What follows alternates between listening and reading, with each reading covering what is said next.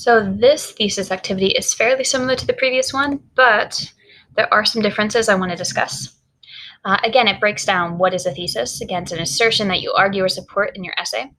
Now, what's interesting here is when they talk about what the usefulness is. It's helpful for you because it helps you organize it. Keep in mind the thesis not only explains the bias, but also the content and the order. What are we talking about and how are we talking about it? It's also really helpful for the reader. Have you ever sat in class and the professor said that you could leave early and then just kept talking and talking and talking and you were watching your precious free time disappear? You don't want your reader feeling that way. So they need to know where they are in the essay itself and where you're moving forward. It's also really helpful to narrow down from a kind of general topic to more specific. I'll help you with that with your thesis draft. And a thesis also, again, gives you that feeling of completion at the end of it. Yes, I answered these things, so yes, I am done. Now, these thesis statements are pretty horrible, but I really enjoy playing with them. The first, as they say, it's way too factual. The first polygraph was developed by Dr. John A. Larson in 1921. Again, you could find that in Wikipedia, you could find that in Encyclopedia. It's just a statement. There's no argument about that. The revision isn't great, but it's better than the other two. Because the polygraph has not been proven reliable, even under controlled conditions, its use by private employers should be banned. Well, in this case, I need a little bit more information. So is this more about why, even under controlled conditions, it's not reliable? Or is it why specifically private employers? If it's not reliable, should government workers be using this or public companies?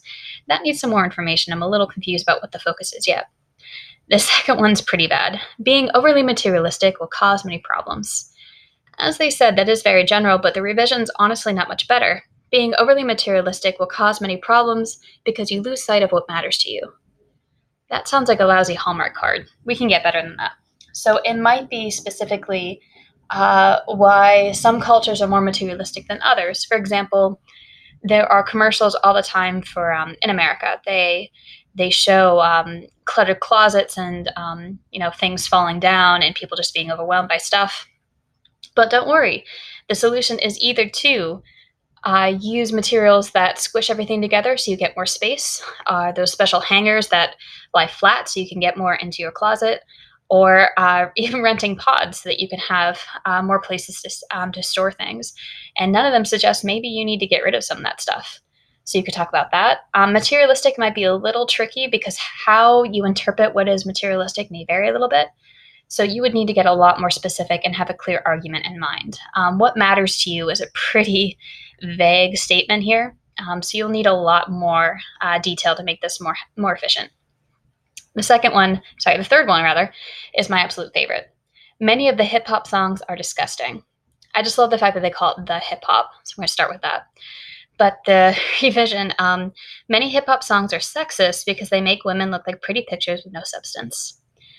Maybe they're referring to music videos here, but this is extremely weak. If you want to play with hip hop and sexism, you could talk about encouraging violence against women. You could talk about using them as sex symbols.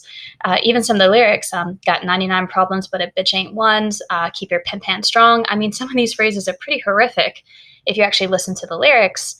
So you can certainly play with that. A common argument is it's freedom of speech. It's art. There's a way to look at this. But many argue it's actually encouraging sexism. That is more useful than many of the hip hop songs are disgusting. So please do not use these as good examples, but these are the different components. So these are the different ways I'll be looking at thesis statements. So I want to move down to this part. Now, again, research questions can be really helpful to kind of prompt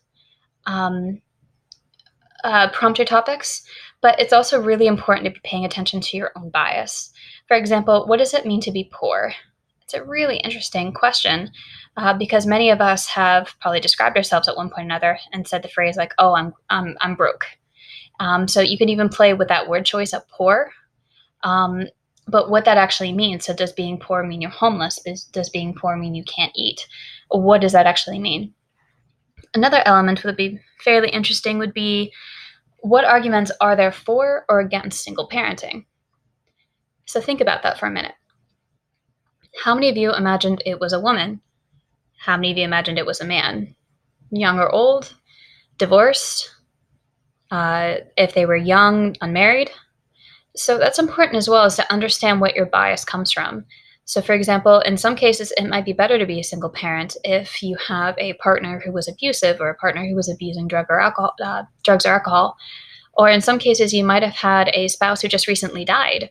They don't have to remarry automatically. They need to mourn. And in some cases, they may choose to get married again or not. So it's also important to pay attention to, when you're asking these questions, who do you imagine in your head? Again, it's not necessarily a good or bad thing, but it is important to understand where these biases are coming from. So even if it's understanding what the demographics are, the people you're describing, or who is involved in this argument, just something to think about. So start thinking about your thesis statements as a whole, and you'll be doing a draft soon. Good luck drafting.